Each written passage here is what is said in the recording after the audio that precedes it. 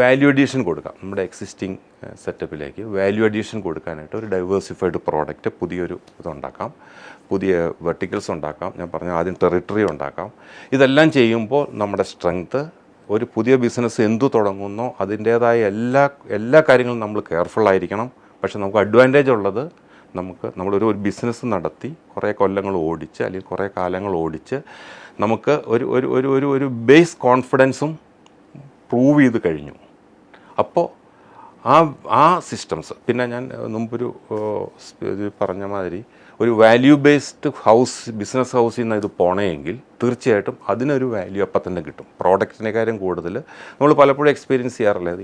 ഇന്ന കമ്പനിയുടെ ഇന്ന ഗ്രൂപ്പിൻ്റെ പ്രോഡക്റ്റാന്ന് പറയുമ്പോൾ അതിനൊരു വെയിറ്റ്, അതിനൊരു ഒരു പ്രിഫറൻസ്, അതിനൊരു വാല്യൂ, അതിനൊരു ഡിമാർക്കേഷൻ ഫ്രം അതർ പ്രോഡക്ട്സ്. നമ്മൾ സെയിം പ്രോഡക്റ്റിന് 4 എണ്ണം അവിടെ അവൈലബിളാണ്.